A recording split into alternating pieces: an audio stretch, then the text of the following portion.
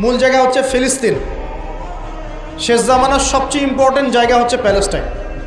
শেষ জামানার যত বড় বড় ঘটনাগুলো ঘটবে, ইমাম মাহাদির আগমন, মুসলিম বাহিনীর বিজয়, জেরুজালেম পুনরুদ্ধার, ইসলামিক খেলাফত প্রতিষ্ঠা, ঈসা আলাইহিস সালামের আগমন, সব ওই জায়গাকে কেন্দ্র করে।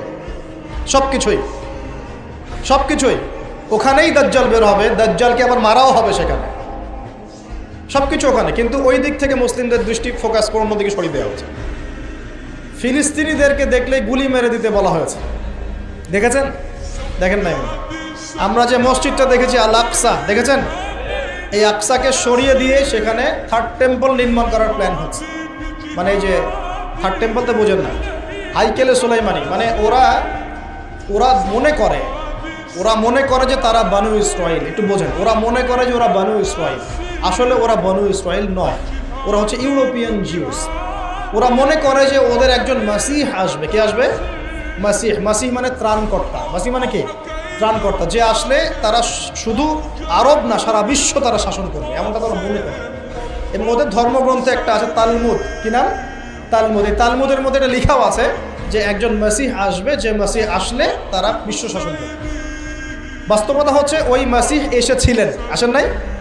ওই মাসিহ সত্যি এসেছিলেন, কিন্তু তারা তাকে চিনতে পারে না। সেই মাসিহের নাম কি? নবী ঈসা আলাইহিস সালাম। আমরা বলি না মাসিহ ইবনে মারইয়াম, আমরা বলি না ঈসা আলাইহিস সালামকে আল্লাহর মাসিহ না, ত্রাণকর্তা। ঈসা আলাইহিস সালামকে তারা চিনতে ব্যর্থ হয়েছে এবং তাকে তারা হত্যারও চেষ্টা করেছিল, কিন্তু আল্লাহ রাব্বুল আলামিন তাকে উঠিয়ে নিয়েছেন কোথায়? আল্লাহর কাছে।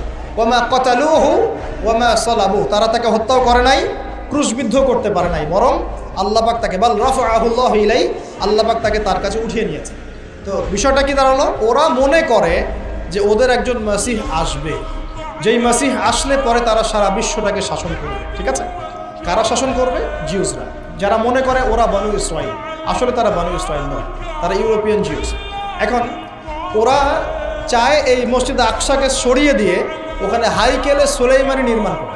এটা কি? সুলাইমান আলাইহিস সালামের সময় তারা যেমন বিশ্ব শাসন করেছিল না, মনে আছে? সুলাইমান আলাইহিস সালামের সময় এত দাপট ছিল তখন, সুলাইমান আলাইহিস সালাম যখন বলতেন যে বাতাসকে যে ফ্লাই করতে, তখন এই সিংহাসন বাতাসে ফ্লাই করা শুরু করতো না?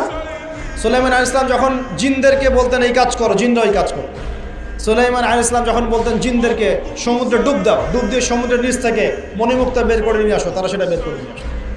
সুলাইমান আলাইহিস সালাম জিনদেরকে দিয়ে এই মসজিদও নির্মাণ করিয়েছেন, মনে আছে? ওই যে লাঠির মধ্যে ভর দিয়ে তিনি দাঁড়িয়েছিলেন এবং লাঠি জমিনের পোকা খেয়ে ফেলেছিল। আর সুলাইমান আলাইহিস সালাম তখনই কিন্তু ইন্তেকাল করেছেন। যখন পড়ে গেলেন তার দেহটা, তখন জিনরা বলেছিল যে আমরা যদি জানতাম যে সুলাইমান মারা গেছে তাহলে এই শাস্তি ভোগ করতাম। আছে না কুরআনে? তো সুলাইমান আলাইহিস সালামের সময় তাদের এত ক্ষমতা ছিল যে ওই যে সাবার রানী বিলকিস, মনে আছে? হুদহুদ পাখির ঘটনা।